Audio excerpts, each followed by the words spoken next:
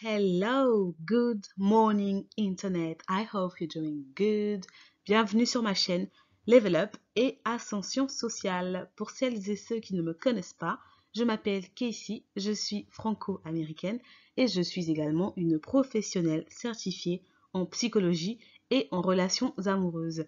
C'est la raison pour laquelle je décide sur ma chaîne d'aborder les problématiques sous le prisme de l'ascension sociale et également de la psychologie. Aussi, j'analyse en profondeur et j'étudie également en profondeur les différents couples formés par nos célébrités afin de vous donner les meilleurs conseils, les meilleures astuces pour que vous aussi, vous puissiez être dans des couples épanouis, stables et équilibrés. Mon mail est affiché. N'hésitez pas à me contacter, soit pour que je puisse aborder sur ma chaîne différentes problématiques, soit tout simplement si vous avez besoin d'un accompagnement dans le cadre du domaine amoureux. Je vous invite, si ce n'est pas déjà fait, à vous abonner à la chaîne, liker, commenter et également à partager la vidéo. Avant de débuter la vidéo du jour, je voulais vous parler de ma masterclass dédiée à la série mexicaine Ruby. Pour celles et ceux qui ne connaissent pas la série, c'est une série qui met en fait en scène un anti-héros qui s'appelle Ruby. Et elle va subir en fait énormément de moqueries, énormément de pression sociale par rapport à son statut socio-économique. Et elle va commettre le pire, elle va voler le fiancé de sa meilleure amie qui s'appelle Maribel. Et grâce à ce fiancé-là, elle va faire son ascension sociale tout simplement. Et donc, dans la masterclass, on parle d'immoralité, on parle de techniques de manipulation, on parle évidemment aussi de psychologie. La masterclass s'articule autour de 3 piliers. Le premier pilier est dédié à l'intelligence sociale et émotionnelle. Le deuxième est dédié à l'art de la séduction. Le troisième est dédié à la comparaison entre Meghan Markle d'un côté et Ruby de l'autre. On va voir en quoi est-ce que ces deux femmes utilisent les mêmes procédés techniques pour arriver à leur fin. Et en plus de tout ça, en bonus, on a une vidéo dédiée à la partie réseau, c'est-à-dire comment vous créez un réseau. Je vous invite, si ce n'est pas déjà fait, à vous rendre dans l'onglet communauté. Vous aurez toutes les informations nécessaires si vous êtes intéressé. Le sujet du jour. Qui dit Noël dit forcément Mariah Carey, All I Want for Christmas is You. Et donc je me suis dit, et pourquoi pas faire une vidéo sur la reine de Noël. Donc c'est parti. Nous allons bien évidemment commencer par la cellule familiale de laquelle est issue Mariah Carey. C'est très important pour la suite. Donc Mariah est née en 1969 d'un père d'origine afro-américaine et vénézuélienne et aussi d'une mère irlandaise, professeure de chant et chanteuse d'opéra. C'est un détail qui est très important pour la suite. Elle a une sœur qui s'appelle Allison et un frère qui s'appelle Morgan. Ensuite, Maria et sa famille vont s'installer dans un quartier à dominante blanche. Et elle va subir énormément le racisme de la part de la communauté blanche d'une part et également le colorisme de la part de la communauté noire de l'autre. À l'époque, les couples mixtes étaient vraiment très rares. Et donc, puisque ses parents formaient un couple mixte, ils étaient rejetés par rapport à la communauté dans laquelle ils étaient. Et donc, le voisinage n'était pas d'accord avec cette union, ce qui a fini par avoir raison du couple qui finit par se séparer. Mariah va aller vivre avec sa mère et sa sœur et son frère vont aller vivre avec son père.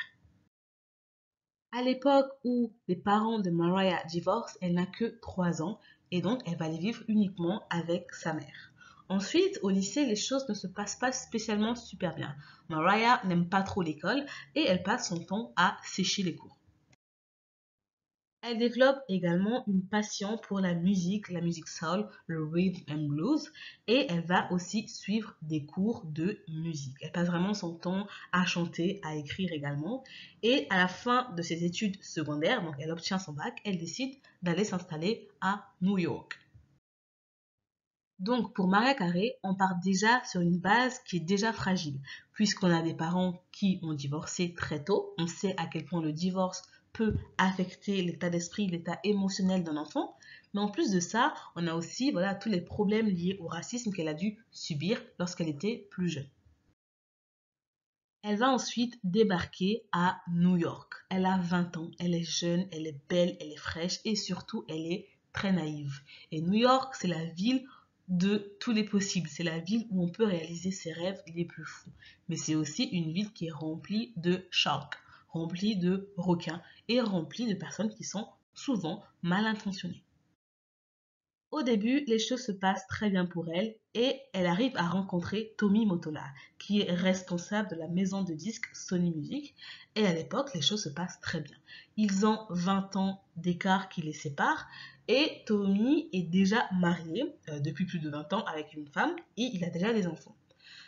Mais il arrive à voir chez Maria un talent qui est quand même exceptionnel, une voix qui est hors norme. Et il se dit, je peux pas la laisser comme ça en fait. Il faut qu'on fasse du business. Je sens l'argent, je sens qu'il y a quelque chose à gratter, je sens qu'il y a vraiment quelque chose à faire là-dessus. Et Maria Carey, évidemment, puisqu'elle est jeune, elle est naïve et elle a envie de percer et elle voit à quel point l'influence de Tommy est importante dans l'industrie musicale, forcément, elle finit par céder à son charme. Donc, dans un premier temps, on a ici des intérêts qui matchent. Tommy, il voit sa nouvelle vache à lait, il voit une jeune femme qui est naïve, qu'il va pouvoir manipuler, influencer, et il voit aussi une femme qui a énormément de talent. De l'autre côté, Maria Carey, elle est jeune, elle est naïve, elle a envie de percer, et donc elle est prête à tout finalement pour réussir à réaliser son rêve. Ce n'est pas moi qui le dis, c'est elle qui le dit. En réalité, ici, on a une convergence naturelle des intérêts. Et donc, au premier abord, le couple semble solide, les choses semblent bien se passer. Nos deux tourtereaux vont se marier en 1993 et ça va être le début du drame pour Maria Carey. Elle se rend compte qu'elle est dans une relation qui est abusive sur le plan mental, sur le plan psychologique et elle n'arrive pas en fait à supporter son mari qui a vraiment un comportement très bizarre. Il l'enferme à clé, il la menace, il harcèle en fait et il va abuser d'elle mentalement, émotionnellement, psychologiquement. Et donc le couple va malheureusement partir en éclats puisqu'ils vont divorcer 4 ans plus tard, c'est-à-dire en 1997. Et donc Mariah va en parler lors de différentes interviews qu'elle va donner et aussi surtout lors de sa chanson qui s'appelle We Belong Together, dans laquelle en fait elle met tout simplement en scène son couple et son mariage. D'ailleurs, dans le clip, il y a l'acteur Wentworth Miller, a.k.a. Michael Scofield, a.k.a. un homme vraiment très beau. Et en fait, elle raconte tout simplement son histoire avec Tommy Mottola et comment il a essayé de la mettre plus bactère, il a essayé de détruire sa carrière, détruire son œuvre musicale, et aussi en propulsant Jennifer Lopez qui n'avait pas les vocals de Mariah, n'avait pas le talent musical de Mariah, mais a quand même vraiment été propulsée comme ça en avant par Tommy Mottola pour faire de l'ombre à Mariah. C'est pour ça que les deux femmes se détestent, qu'elles n'ont jamais pu se blairer et qu'elles ne peuvent pas en fait être dans la même pièce ensemble. Mariah, elle dit toujours, moi, je sais chanter. J'ai un talent naturel que Dieu m'a donné. Elle, je ne sais pas ce qu'elle fait dans la vie en fait, mais elle ne chante pas. Je vous invite à aller voir ma vidéo sur Jenny from the Blog et à quel point elle nous a menti parce qu'elle ne chante pas réellement toutes ses chansons. Mariah, c'est une personne qui est très pragmatique. Il faut pour elle que l'amour puisse lui servir à quelque chose. Et donc, le couple est un moyen pour elle, comme un autre, de faire son ascension sociale avec un partenaire qui va l'accompagner par rapport à ses objectifs, par rapport à ses rêves. Il n'y a pas de souci par rapport à ça. C'est vraiment l'hypergamie au sens classique, pur, large en fait, que l'on entend. Le problème, c'est que quand vous avez cette stratégie, faites attention à l'écart d'âge en fait et faites attention à choisir la bonne personne, la bonne cible. Il y a des personnes qui, parce qu'elles sont plus âgées, parce qu'elles ont plus d'expérience et parce que vous êtes jeune, vont vous prendre pour des cibles et donc vont essayer de vous manipuler par rapport à votre naïveté, par rapport à votre jeune âge et ils vont essayer en fait d'abuser de vous. Donc ça, c'est vraiment aussi un très grand red flag. Quand il y a une trop grande différence au niveau de l'âge, c'est un point à checker, à vérifier. Ensuite, Mariah ne va pas sortir indemne de sa relation avec Tommy, puisque de nombreuses années plus tard, plus précisément en 2018, elle va raconter à un magazine qu'elle a subi en fait tellement de chocs émotionnels qui ont finalement conduit au fait qu'elle puisse développer un trouble bipolaire. Un trouble bipolaire est une maladie qui est reconnue en psychiatrie. C'est également appelé un trouble de l'humeur et c'est caractérisé par une succession d'épisodes maniaques ou alors dépressifs. En fait, la personne va vivre ses émotions fois 1000 à chaque fois. Et il y a plusieurs facteurs qui expliquent cette maladie. Il y a bien évidemment des facteurs biologiques, génétiques et aussi, surtout, environnementaux. Ça fait plus de 20 ans qu'elle souffre de cela et je crois que le point de départ de cette maladie est, pour moi en tout cas, l'échec de son mariage avec Tommy Mottola. Ce qui me pousse à vous dire ceci, si vous avez été dans une relation abusive sur le plan émotionnel ou autre, ou alors si la rupture a été brutale, vous devez absolument aller voir un thérapeute. Parce qu'une rupture, c'est comme si c'était un deuil en fait. C'est vraiment un événement qui est choquant sur le plan émotionnel et ne prenez pas ça à la légère. Prenez au moins le temps, ne serait-ce qu'une fois, d'aller consulter, d'en parler pour voir si tout va bien. Parce que parfois, il y a des choses qui vont se développer en vous et vous n'aurez même pas en fait le temps de vous en rendre compte. Mais des années plus tard, vous allez faire des choix qui seront plus tard expliqués par ce choc émotionnel que vous avez subi. Pardon. Donc c'est important justement d'être suivi et d'aller consulter pour voir si tout va bien, pour voir si vous avez effectivement eu cette possibilité de passer à autre chose. Ensuite, Mariah va se marier une nouvelle fois en 2008 aux Bahamas avec Nick Cannon, a.k.a. Dick Cannon, a.k.a. Monsieur, multipliez-vous et remplissez la terre parce qu'on ne compte plus le nombre d'enfants qu'il a eu. C'est vraiment un serial baby daddy et il enchaîne, il envoie sans jamais s'arrêter. Entre les deux, ça a été un coup de foudre. Et je pense que le point commun qu'il y a eu par rapport à ces deux tourtereaux, c'était justement la musique. Parce que oui, Nick Cannon est très connu en tant qu'acteur, mais on ne sait pas en fait qu'il joue de 6 instruments de musique. Il a énormément de passion par rapport à la musique. Il a même écrit ghostwriting, comme on dit, certains tubes en fait de Mariah Carey. C'est ce que vraiment le public ne sait pas. Et ils se sont séparés tout simplement pour incompatibilité par rapport à l'humeur, par rapport aussi à la vision qu'ils avaient du mariage, de la vie et des enfants. C'est encore une fois la raison pour laquelle il est toujours très important de checker les valeurs en fait de la personne que vous avez choisie comme partenaire de vie. Il est important que vous puissiez regarder dans la même direction et que vous soyez compatible au niveau des valeurs, au niveau des ambitions, au niveau du futur que vous allez créer ensemble. Ils vont ensemble avoir 2 enfants et, comme je l'ai dit tantôt, ils vont se séparer pour incompatibilité d'humeur.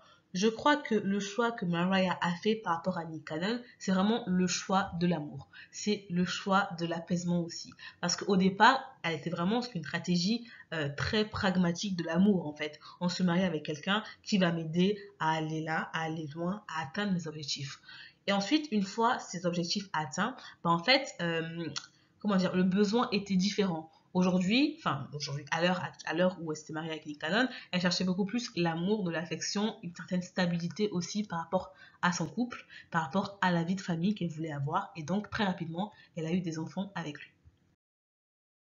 Ensuite, je vais très rapidement revenir sur la relation entre Mariah Carey et Eminem parce que selon lui, ils ont bel et bien été ensemble. Il s'est d'ailleurs même permis de raconter quelques détails de leur vie intime et privée sur différents plateaux. Et Mariah, elle a toujours nié cela. Pour elle, c'est hors de question qu'elle puisse être associée à l'image d'Eminem. Donc les deux se détestent et ne font que se lancer des pics sur leurs différents réseaux. Et donc, un conseil, si vous sortez ou vous mettez en couple avec une personne et que vous savez pertinemment que c'est une personne qui est immature, prévenez en fait tout simplement des accords de confidentialité. Et donc, pour que à la fin de la relation, si la relation a lieu, bah, votre partenaire ne puisse pas se permettre de vous insulter sur des plateaux tout simplement. Je sais que c'est ce que Lori Harvey elle fait par rapport à ses compagnons. Elle leur fait signer en fait des documents légaux et juridiques avant même qu'ils puissent sortir avec elle. Parce que c'est important de protéger sa réputation. C'est également important d'avoir une image clean, d'avoir une image propre. Si ce n'est pas déjà fait, je vous invite à aller consulter mes vidéos accessibles sur cette chaîne consacrées à la famille Harvey. D'abord les leçons de dating de Lori, ensuite les leçons de dating de Marjorie, qui est la mère de Lori, et également les conseils de Steve Harvey pour se mettre en couple. Ensuite, Mariah va tirer les leçons de ses 2 échecs amoureux, de ses 2 échecs par rapport à son mariage, et elle va revenir en fait vers le côté beaucoup plus pragmatique de l'amour. Cette fois-ci, elle choisit un milliardaire australien du nom de James. Et elle lui fait bien comprendre à ce James qu'en fait, il est hors de question pour elle d'avoir des relations intimes avec un homme sans être mariée auparavant.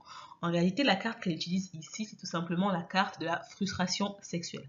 Et donc, c'est une technique comme une autre, hein, chacune voit midi à sa porte, et ça permet tout simplement d'accélérer les choses en fait de manière psychologique. C'est une petite pression que l'on met à son compagnon.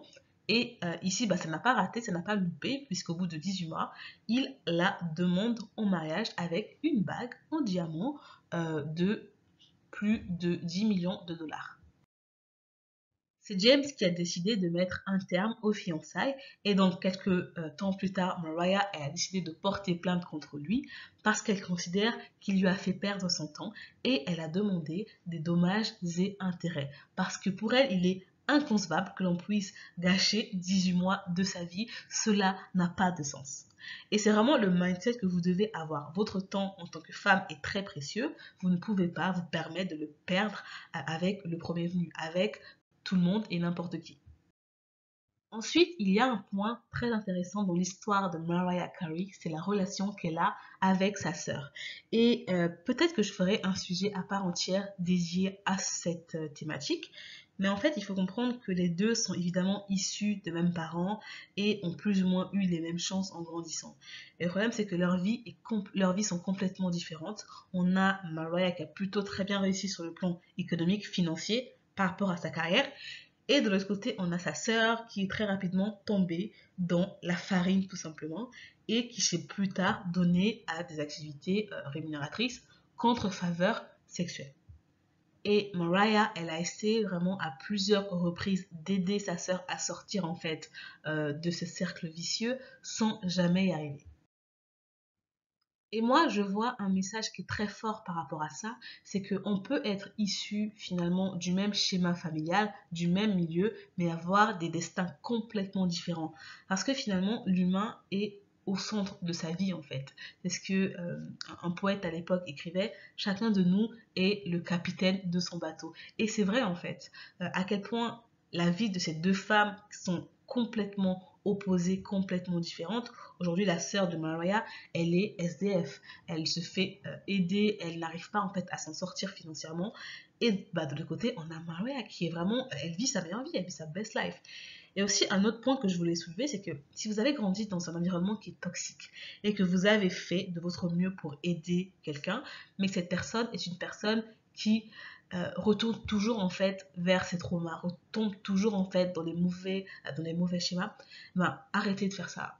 Concentrez-vous sur vous et passez à autre chose. Vous n'êtes pas Superwoman, vous n'avez pas la capacité ou la possibilité d'aider tout le monde, d'aider le monde entier, mais vous avez l'obligation de vous aider vous et c'est déjà très bien. Mariah, elle a coupé les ponts avec sa sœur et ça fait des années, des décennies que les deux femmes ne se parlent plus. Nous allons terminer sur une note un peu plus joyeuse. Mariah Carey et moi-même, nous vous souhaitons un très joyeux Noël et on se dit à très bientôt.